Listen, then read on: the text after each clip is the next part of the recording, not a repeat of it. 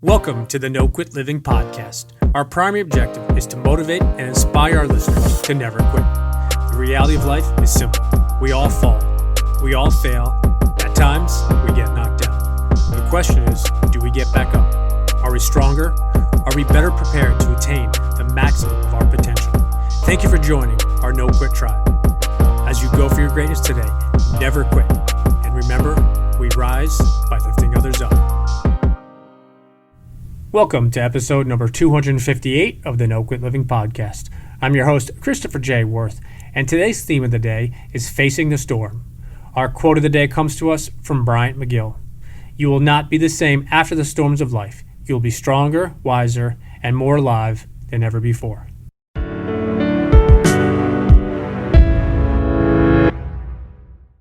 Although I only met today's guest a few weeks ago, we have quickly connected on many different fronts.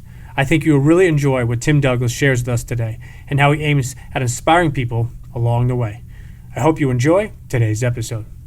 Tim, I'd like to welcome you to the No Quit Living podcast. Thanks, Chris. Really appreciate the opportunity to be on here. So, first question I ask everybody is, are you ready to have a positive impact on at least one person today? Let's do it. One person. So, as you know, the number one objective of our show is to both motivate and inspire listeners. And I was curious if you yourself either have a no-quit story or perhaps a really challenging time where you could have given up or given in, but you didn't. Wow. Yeah. A couple of, actually two come to mind, and they kind of piggyback upon each other. They go back a few years. Personal life was always a dream of mine to compete on a bodybuilding stage.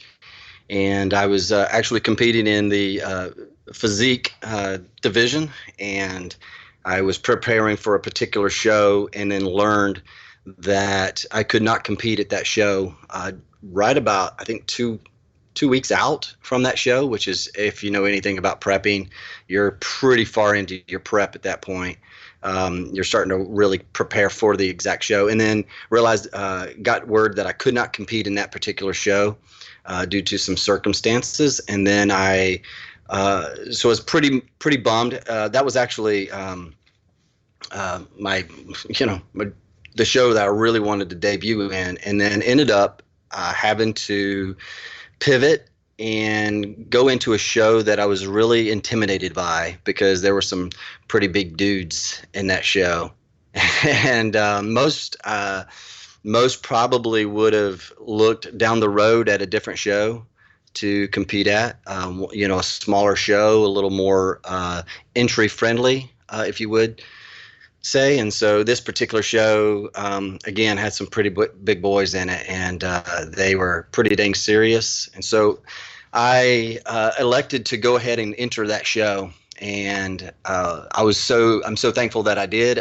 Just kind of pivoted, restructured my workouts, restructured a few things, and ended up nearly taking first in my division. And so that was pretty cool to actually press through and not give up on that, not quit, and see that thing all the way through, because I was already through a major portion of my prep. And so I actually added about 6 more weeks, so I was able to adjust some things that I needed to, which turned out pretty good. The other part of that, piggyback onto that, man, my biggest, I think is probably one of my biggest no-quit stories is, to be quite frank, this is personal. I don't think I've really ever shared this publicly, never really have only shared this to a few folks, but that time was very trying on my marriage.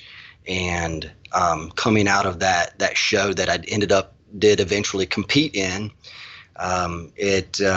things started spiraling out of control within my marriage, and it was kind of a crescendo effect, so to speak, and it just the clashing cymbals had erupted after that show, if you would, and really had a decision. I had kind of convinced in my mind, that I was done, that my wife didn't love me anymore, that she didn't support me, and I was ready to quit. I was ready to give up, ready to walk away, and it was pretty brutal for a while, several months, and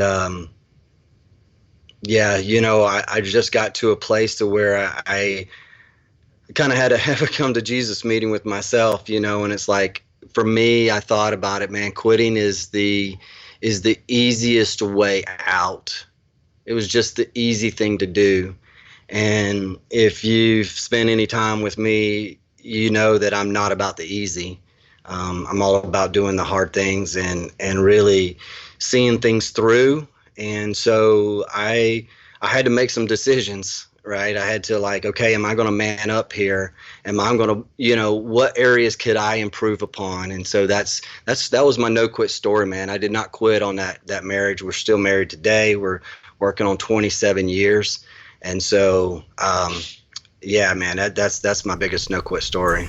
I completely appreciate your candor and transparency, and I think the word that we've spoken about, you and I, quite often is vulnerable. And I think when people get vulnerable, it's actually extremely powerful. And knowing you now for quite some time, I think I 100% agree that you don't like to take the easy way out. And ironically, you just mentioned that quitting is the easiest way out, and I shared a video with you within the last couple of days, and one of the quotes in the video is "Quitting lasts forever." And I think obviously the whole no quit concept, but the reality is, if you quit and give up, you'll never know. Now the flip side of the coin is, if you give everything you can and you still lose or don't accomplish it, then at least you know that, what, I gave it all, as opposed to if you give up, you'll never know. And it's probably not that week, that month, that year. Maybe it's a couple of years or down the road, but then you'll always have those second guess moments where you say, well, what if I did this, or what if I did that?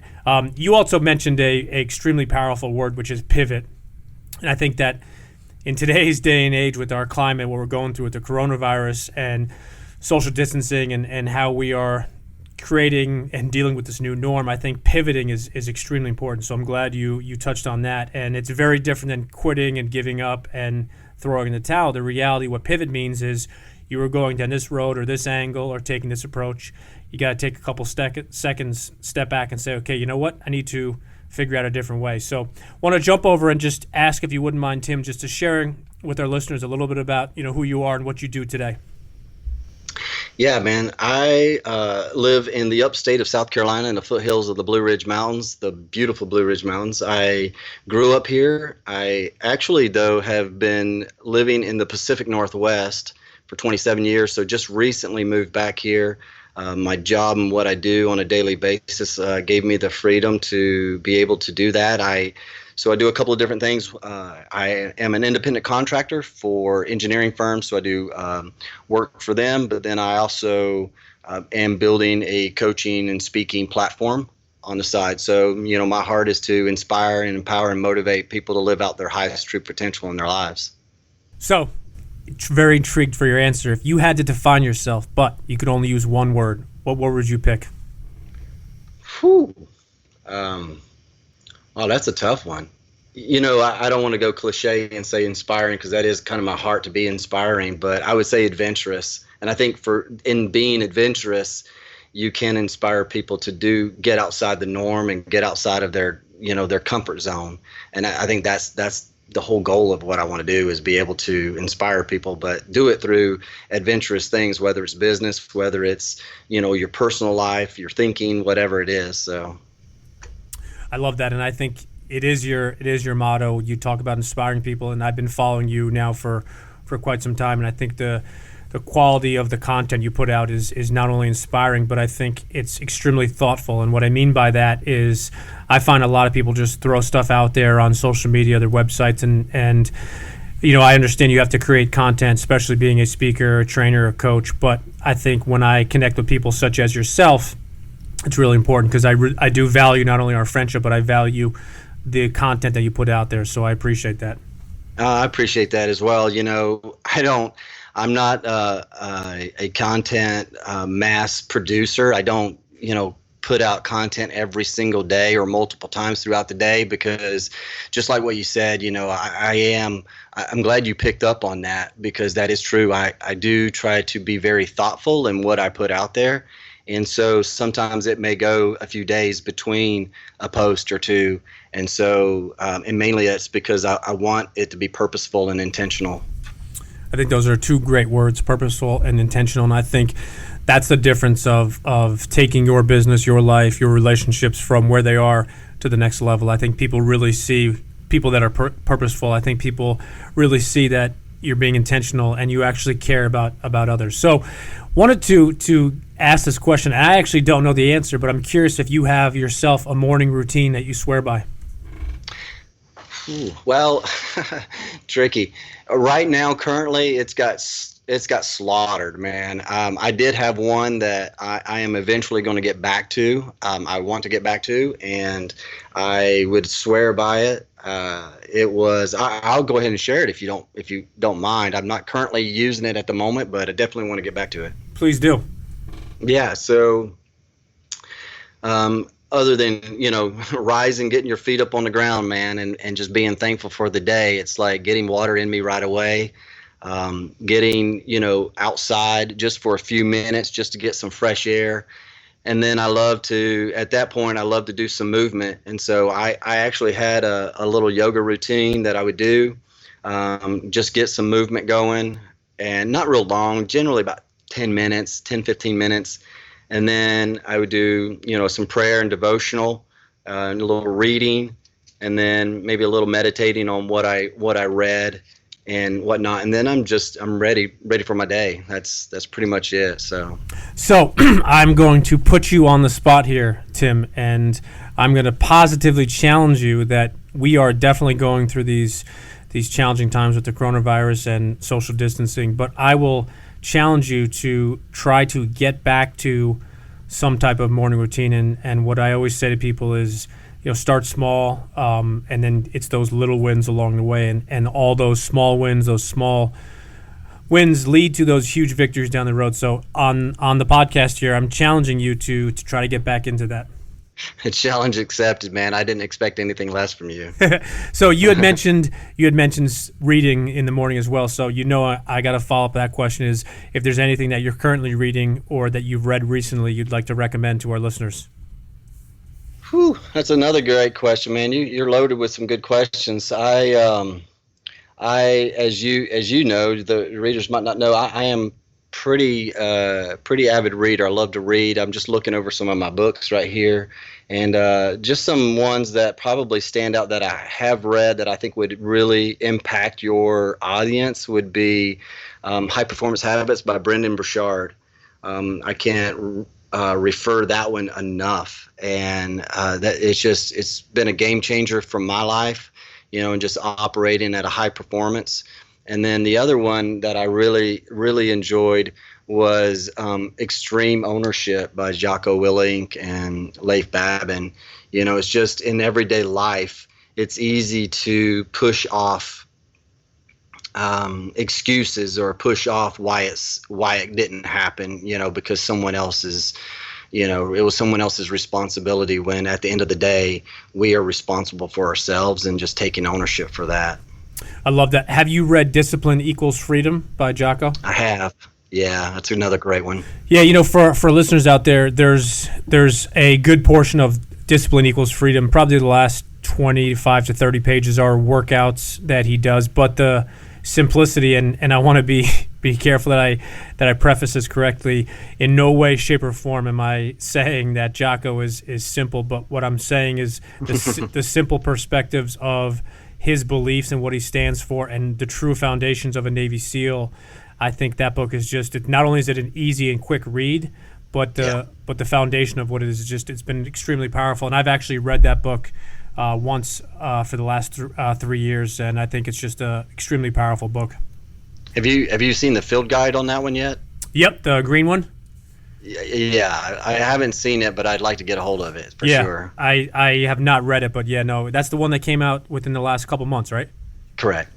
So I want to change lanes here for a second, with your permission. You and I have had some pretty candid conversations, and they geared towards a topic of relationships and how certain times at certain points in life, friends and or business relationships can kind of change. And you had shared with me a relationship that you were kind of having a tough time getting to, and I wanted to, ask if you wouldn't mind just, very briefly touching on that, and obviously leave names and all those things out. But I think the concept of what you and I spoke about is really powerful. Yeah, sure. I think the relationship you're referring to is we were discussing just basically how relationships change, and this particular relationship had known this individual for a couple of decades, and just through a series of events, the relationship had changed, and it was kind of interesting to me at first, and I think that's how we ended up just discussing it, was kind of like the baffledness of it, of how you can spend that amount of time with someone and then it just seemingly is non-existent anymore. And that's a pretty tough to receive, but on top of that, I do know that there are seasons of life that we go through.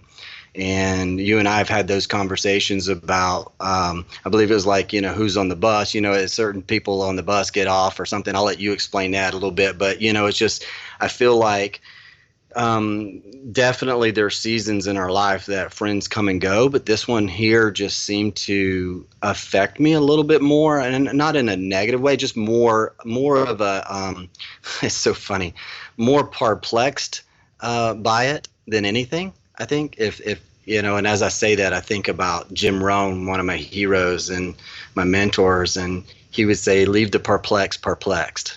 Don't try to figure it out. So yeah, for our listeners, Tim and I have connected on many different fronts, but this one particular conversation led probably to 2 or 3 different conversations. And correct me if I'm wrong, this individual had a birthday within the last month or two, and you still wanted to make sure that you reached out and even got this person a gift. And I remember I asked you, kind of how did you feel and what was the reasoning behind doing so, and you shared something about you didn't want to leave the bridge broken or something like that. And I think this relationship is 25 years plus, and it goes back to what you were saying is, I talk about it quite often as the people that are on your bus, in your tribe and in your corner. And I love the bus analogy because all of our listeners have either been on a bus or know the big, small buses, school buses. And Bob Berg was on my podcast early on, and he's a dear friend and a mentor of mine, an unbelievable best-selling author of the book series, The Go-Giver. And he shared something with me that, ironically, I was taking notes and I heard it as far as hearing it in my ears and going into my brain. But it wasn't until months after that I really processed it, where he said, Chris, people come on and off your bus for different reasons at different times. And he said sometimes people will be on your bus for a very short period of time. Sometimes people will be on your bus for one very specific reason. Could be a moment, could be literally a 5-minute interaction. And he also said that people might be on your bus for your entire lifetime. And the one thing that really stood to me, and I really understand it now in my personal life, is you have to be willing to let people get on and off your bus, because the reality is most likely you've probably gotten on or off other people's buses at different times. And I think if you shut that door, in essence, and you quote unquote ruin that relationship or friendship, you're never going to get back on their bus, and they're never going to get back on yours. So I just wanted to commend you, because you share just such grace in the way in which you wanted to do the right thing for the right reasons. And if you could just touch on the quote you had said about leaving the bridge. What did you say in that? Yeah, let me back up, if you don't mind, just a slight bit, just to lay a little bit more groundwork in that, and is that okay? Is that be all right? Go for it. Yeah, go for it. Yeah. So, you and I have had conversations in the past as we've gotten to know each other a little bit, and you, I believe it actually said, and I just resonated with it. It's like, I'm always the one chasing relationships. And I feel the same way. I feel like I'm always the one that's like reaching out, trying to spark conversation, trying to get a return, so to speak. And I found myself kind of chasing, the relationship. And I personally believe that, we spend our energy, we should spend our energy where we want to get a return. right? And if we're not getting a return in that relationship or in anything, right, we have to evaluate, and then back to that pivot, right? We have to pivot and then evaluate that relationship and decide, okay, where does this relationship stand? Because there's several levels of relationships, I believe. And so I think we've been, I would place it as, there's an acquaintance, or an occasional acquaintance, acquaintance, a friend, a close friend, and then there's buddies, right? And like buddies, you do things with, you hang out with, you check each other, and you're checking in on each other. So I think maybe I was wanting something out of that relationship that where it used to be to continue, and now I'm realizing that the relationship obviously has changed. But back to your point in that quote that I had said, and basically I'd gotten to a place where I decided that I was just going to press pause on how often, because I was actually reaching out weekly, just to stay in touch, just to, so you could say like, hey, well, you haven't called or texted me in 2 months. Yeah, you're right. It's been a week. But then I got to a place to where I was just like, you know what? I have other places where I need to put my energy right now. I have other places where I want to see growth in, and I don't necessarily need that relationship. And this might sound a little off color, but my wife, I had another relationship very similar around the same time frame that just kind of dissolved as well. And she said, doesn't that bother you? And I'm like, no, it doesn't. I said, I don't need that relationship to go where I'm going. Right. And so I feel that same way here, but at the same point in time, I want to make sure that I'm doing my due diligence. Like I said, the birthday, taking care of, that, just showing honor, on their birthday, things like that, because even though some of those things that may have soured the relationship is water under the bridge, I still don't want to be the one who's tearing down the bridge. I want to be the one who's continually to repairing the bridge. So that way, if that relationship was ever to circle back around, I've done my part to keep the bridge there, and there's no weird or awkwardness on my part. That's really powerful, and the one thing I do want to touch on, you said, which I think is extremely important, is you pressed pause on the relationship, and I want our listeners to understand, because I wrote it down, is there's a very significant difference versus ending a relationship, saying something or writing something that is harmful or hurtful to that person. You press pause on it, and the follow-up to that you said, which was extremely powerful, is if the relationship comes back down the road a week, a month, a year from now, because you've pressed pause on it, you've left that to be continued, where obviously the first conversation or so will probably be challenging for both of you, but sure, the way in which you leave it, and you had said it very eloquently about tearing down versus repairing the bridge. So I just wanted to commend you for that, because I think it's extremely powerful. So want to get your perspective on this, and I don't think you and I have actually spoken about this, but what does success mean to you, or how do you personally define success? I personally define success for me, because it is different for everyone. But for me, success is learning something, reading something, hearing something, applying it to my life, and then seeing it come to fruition. Or failure, when I fail at something, when I say something that's off color, when I go to, maybe it's to my wife, right? Maybe I say something and it did not come out. My delivery, the message was spot on, but the delivery was off. Right. And if I can learn from that and change that the next time out, then that's success. And so I think as long as I'm continually to adjust, continually to be aware, I think that's the biggest key right there, is just awareness, aware of your shortcomings, your shortfalls. And I think that's where accountability comes into play, where you have other people who know you, who see you, who hear you, who can hear or see your blind spots, the things that you don't. And then just being open to changing, and open to, it's funny, I'm sorry, I'm rambling now, but my wife said something the other day. She was like, hey, I want to talk to you about something. And then immediately, I don't know, all you married guys out there, you're probably like, oh gosh, because that was my initial thought, was like, oh boy, what's coming?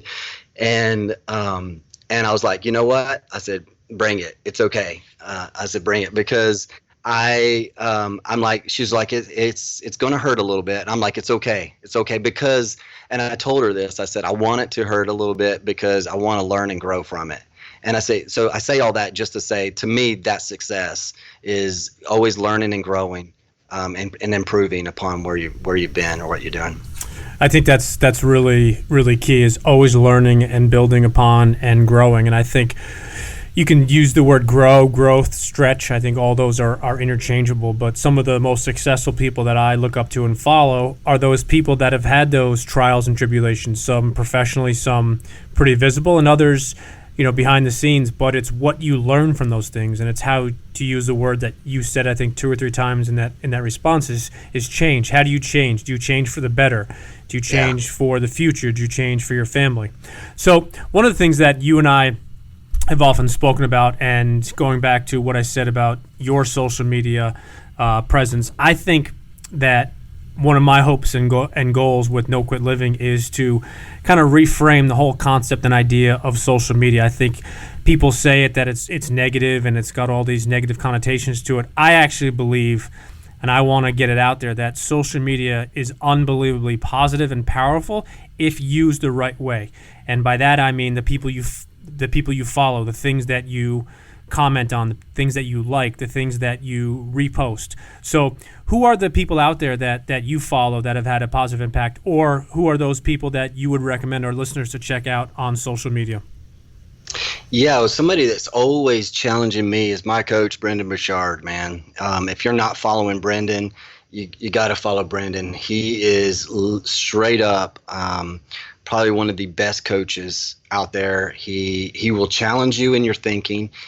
He will challenge you literally to show up, and the way he puts it, which I've kind of dubbed it, saying it myself. It's our responsibility to show up. And it's our responsibility to show up every day for that other person. And some of the high performance things is like, who needs my A game today? Right. And just asking questions like that. So he's challenging you on how you're showing up in the world and how you're responding. But, just to speak to your thing about the power of social media, and, to talk about how negative social media can be and yada, yada, yada. I started thinking about that when the whole coronavirus started to happen. And I'm like, man, my feed is pretty positive. I've got some pretty legit folks that, I follow. I know, obviously, we both follow Chad Wright. He's putting out some great content as well. There's just so many out there, but I think that's the challenge, is if your feed is negative, if you've got more negative people, posting things, then you might want to evaluate who you're following. So, because there is a lot of power in it. Yeah, that's a really good point, and I think it's something that our listeners and I need to heed a little bit more, is during this corona pandemic, which is not just in our country, it's going throughout the world. If you're looking at your social media, whether it's Instagram, Twitter, LinkedIn, whatever it is, and you're seeing these negative things and you're seeing things that are bringing you down, you do have the ability to, in essence, change channels. And you don't just press one button and all of a sudden all you see are these positive things. But John Gordon is somebody that I know you and I follow, and what I love about John Gordon is he has a very different definition of positivity. And it's not this, to use his words, Pollyanna, everything is great and wonderful, but it's the realistic perspective of being positive and understanding what positivity can do to your life, the positive impact it can have on your business, your relationship. So I'm glad you touched on that. And for our listeners out there, I definitely would recommend that they check you out. So for our listeners that are interested in finding out a little bit more about you, your website, as well as your social media presence, if you wouldn't mind just telling them where they can find you. Sure. Website is timdouglasinspires.com. It's Tim Douglas Inspires. And the same on social media sites, Tim Douglas Inspires. I'm really heavy on Instagram right now. It's just where I'm getting the most out of. So Tim Douglas Inspires on Instagram. I am on Facebook. You can look me up on Facebook. I'd be happy to if I know some people are more Facebook driven than than not. So I'd be happy to connect with people on Facebook as well, but Instagram is where you find me most. And then the last question I have for you is the same I have for everybody, is if you have some parting words you'd like to leave with our listeners today. Man, I would be remiss. My message right now is just, you and I have had this conversation. It's just about being the buffalo and being, facing the storms that we have. The buffalo, when they see a storm coming, they run straight towards it, and the cow runs away. And so I think for us in this season of life that we're in, we're all in the same season. It's quite interesting. I mean, probably now more than ever, everyone can say they've actually gone through the same storm at the same time. And so it's really interesting to see how people are responding to it. And I say just, be the buffalo. Face the storm. We're going to get through it. We're going to get through it together. The herd, you never see an isolated buffalo going, towards the storm. It's always a herd. So find your herd, find your tribe, and face it, and you'll get through it. I love that. That is beautiful advice. And I think you hit it on the head. This is the first time that I know in my lifetime that this entire world is going through the same thing at the exact same time. So I think it's amazing advice. And the first time I heard it, which was probably a few days ago, the way you said it is the importance of being the buffalo and facing the storm and going to it, I think is amazing advice. But the last thing you said in there was even more important, I think, is we are going to get through this and we are going to get through it together. So, Tim, I appreciate you, my man. I hope our listeners follow you. I hope that they take your advice and they become the buffalo and they face the storm, and we will get through this together, my man. Yeah, man. Appreciate it. Appreciate the time.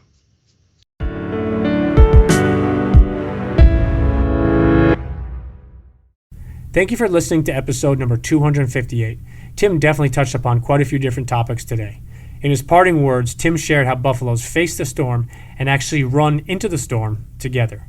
As we are going through a very challenging time right now, not only in the United States, but throughout the world, we can't do it alone, and we won't succeed individually. But if we face this storm together and with each other, we won't be stopped. So in closing, I challenge our listeners to believe in each other, and as you go about your day and face your own storms, do it together. And remember, we rise by lifting others up. And lastly, to our listeners, thank you. We truly appreciate your time, and we hope our episodes inspire you to keep on attacking life and never giving up. To quote Dr. Norman Vincent Peale, it's always too early to quit.